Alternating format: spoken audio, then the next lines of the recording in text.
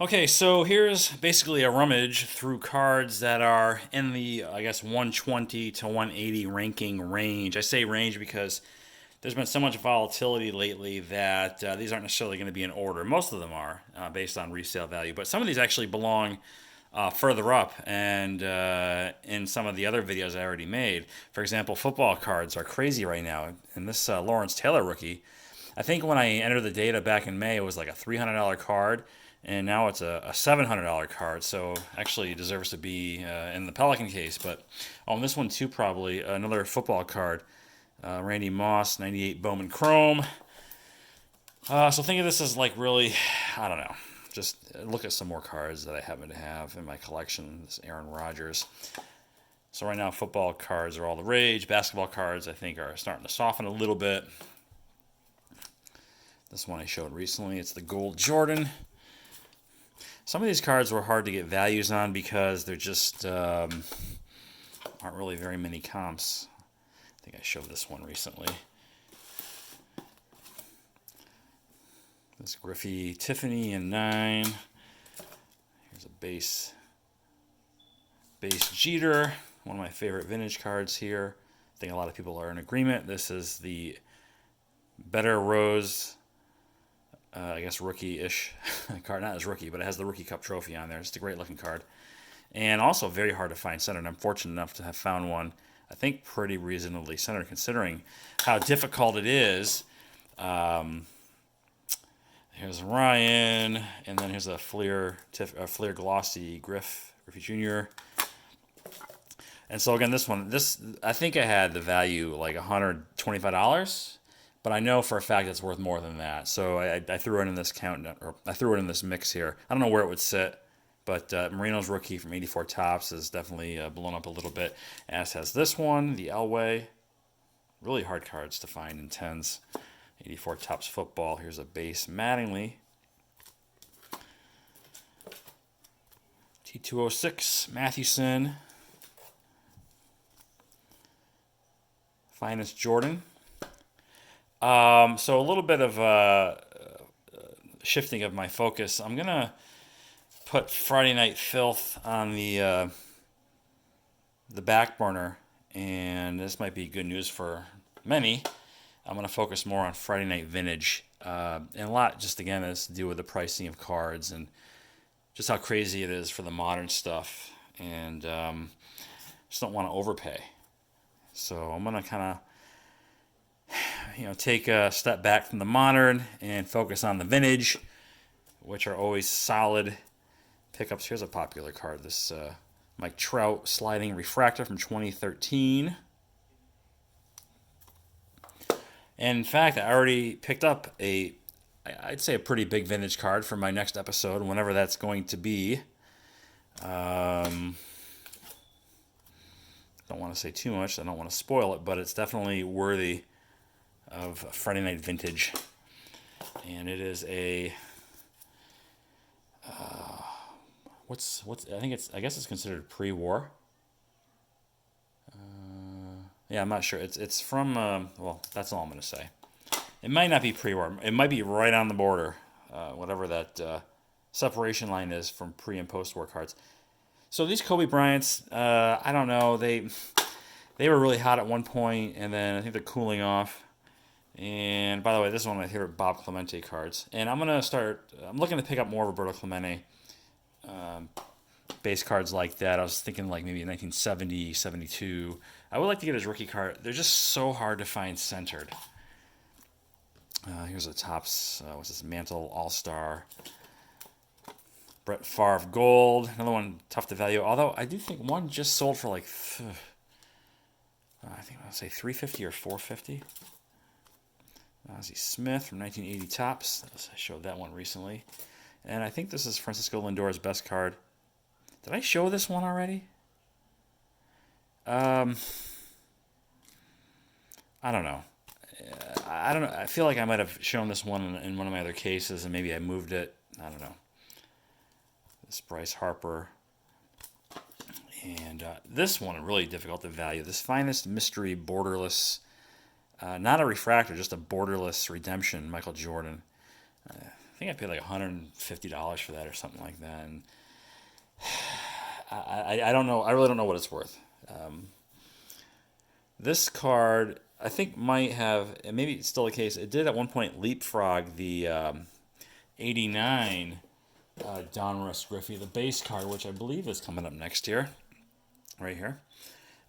Because this one sits in a cellophane pack in a that baseball's best parallel set.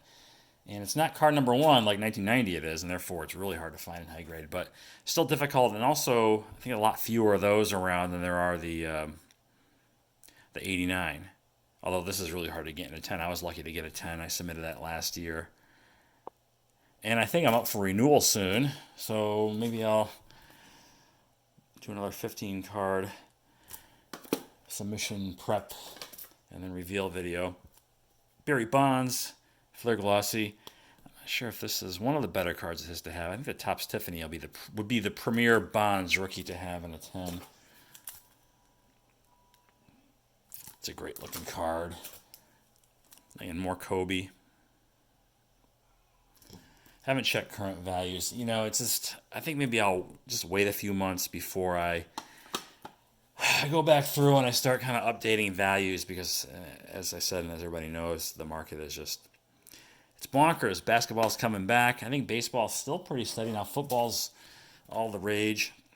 Here's the Topps Tiffany Puckett in a 9, and it features the very common yellowing of the border, these 85, which I don't really care for.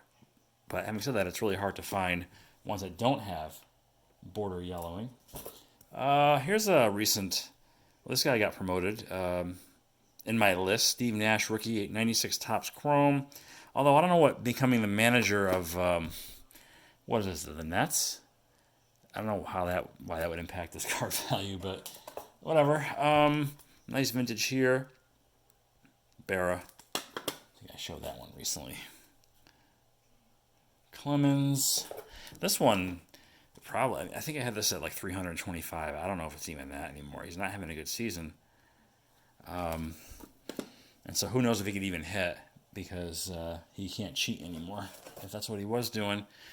I don't know if I've showed this one already. 07 Topps Chrome Kobe. I might have. Here's a second year Terry Bradshaw. High grade 8.5 from 1972. Jordan. It's a nice Hank Aaron. And this one's just nuts. Just a base card from Panini Donruss Optic. And I bought it for $50. And when I valued this one, and it may have come down as I haven't checked, but I think in August I valued this at around $500. Which is silly. But that's just the market. Silly market. This I have no idea. I haven't looked this one up in a while. He is not the, I guess, the big prospect that he was, say, a year or two ago. But he's still 21 years old, so he's got a lot of time to really put some numbers up on the board. Mays, 68 Topps. Bought a lot of PSA 9s back in the day. You know what? I was thinking about it. So why was I buying 9s, not 10s? A couple reasons. One, probably at the time my financial situation just didn't, I couldn't justify it. Two, I think in my mind, I still felt like price guides had a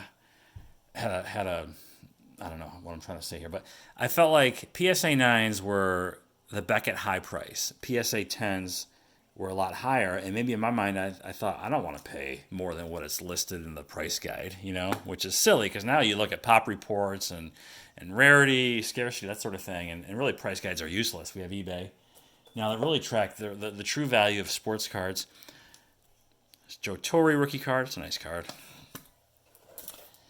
Here's LaDainian Tomlinson, just the basic Topps. I picked his card and also the Drew Brees up, I think around the same time. This one was about $50, I think. Here's a possible National League MVP candidate, Freddie Freeman.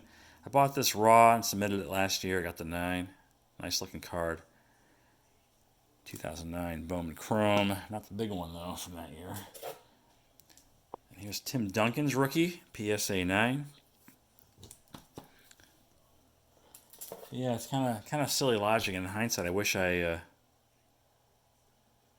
picked up a few more tens in some of these. I certainly could have. Here's a nice looking Maris. It's a little bit off center, left, right, left, whatever, but sharp looking card from the year he hit 61 dingers. And down to the last two, I've got this Puckett from 85 downwards, and this guy might actually be higher. I mean, so essentially his card's 121 to 180 in my collection, but with some asterisks because, again, there's been some changes, some ups and downs with certain cards, and this one probably isn't ranked 180, this Eloy Jimenez. Now, there's an auction, or there's a buy it now on eBay. There's an auction about it. Anyway, there's one on eBay right now, and I've watched it because I want to try to get a value of what this card might be worth. Because I really don't know. I think I paid $100 or so for this a couple years ago. But he's having a great season. The White Sox have a loaded lineup.